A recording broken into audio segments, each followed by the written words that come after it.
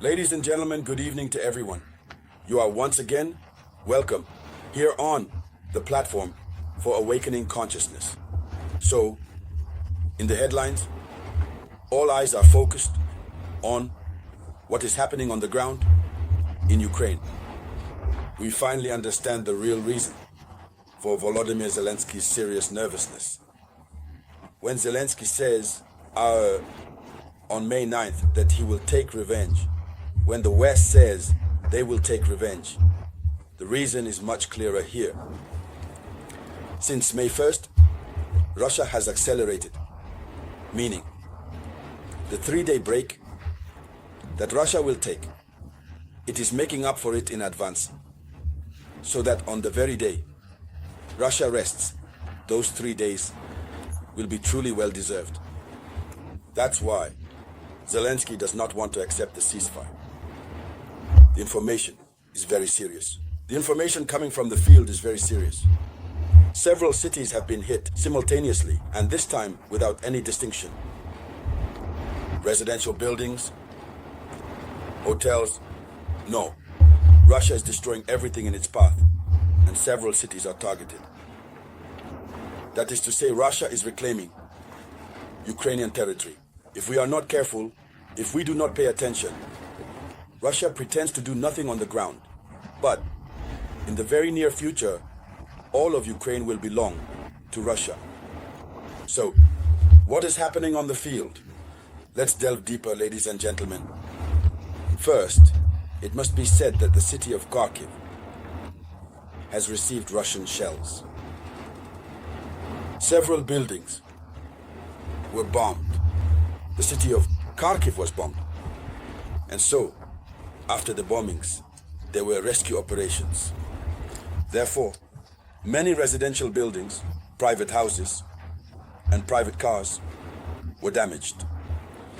These are the collateral damages of the conflict. Several were damaged. So there were at least 50 injured, including children. This is in the city of Kharkiv. The city suffered a massive attack. This was between the 2nd and 3rd of May. A massive drone attack, Iranian-type drones, and 10 fires broke out in different parts of the city. So, this is what Russia had to do. Beyond this city, another city was attacked, the city of Veliki Burlyuk. This is in the Kupiansk district, still in the Kharkiv region in eastern Ukraine. This city was seriously shelled. It was hit by drones, by Russian bombings. So the shopping center was hit. The market, as well as the buildings and private homes in the vicinity were affected. Obviously, it's because Ukraine started to consider civilian homes as Ukraine began using civilian homes as military targets. Soldiers go to hide there. Well, in war as in war. But what remains clear, the report is very damning since the 1st of May.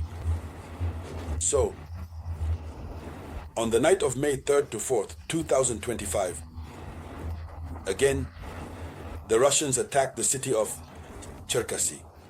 That's in the center of Ukraine.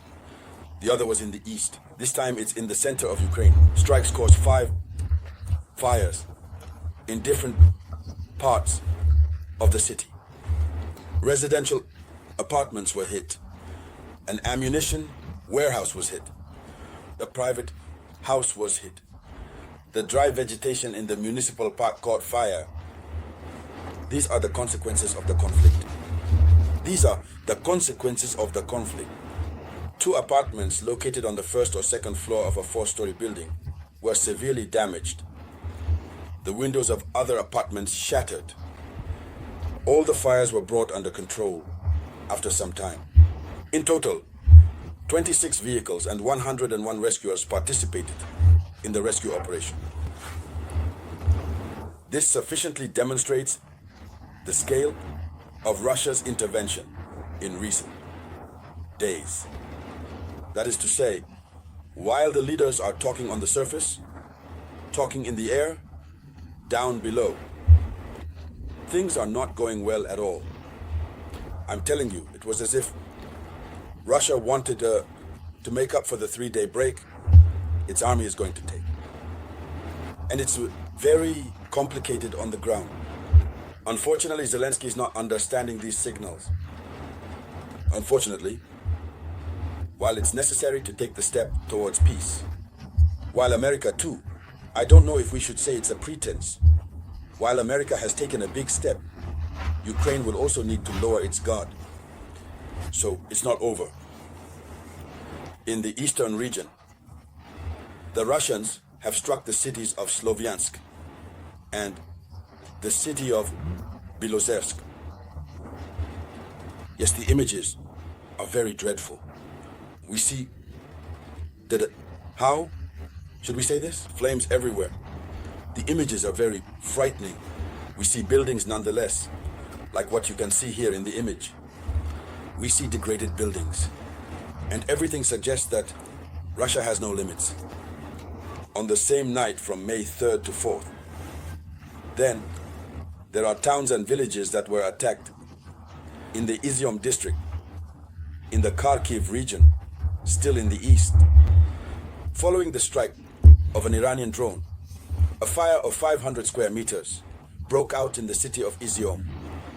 A post office and a building were damaged. In the village of Levkivka, a school building caught fire, as well as the town hall.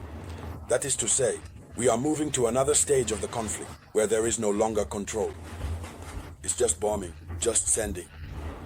Eternal rest, the number of people who go to eternal rest, we don't even talk about. Both military and civilians, everyone is leaving. So, it's not over. On the night of May 3rd to 4th, once again, Russia hit the city of Cherkasy, as we mentioned. Again, while on the night of May 1st to 2nd, Russia had hit, they struck again. This caused 5 different fires and caused a lot of damage. And so, it's not finished. Russia continued. Several cities experienced the arrival of Russian strikes. So, that means even if we talk, but in reality, Russia is taking action. And that's what's really hurting NATO. Because every time Russia strikes, Russia affects NATO's phenomena and elements. That's why NATO wants to retaliate on May 9th. But it remains to be seen whether NATO will be able to take action. Here is the essential news that I ask you to share as much as possible. Give it a lot of likes. I'll be back shortly with more news.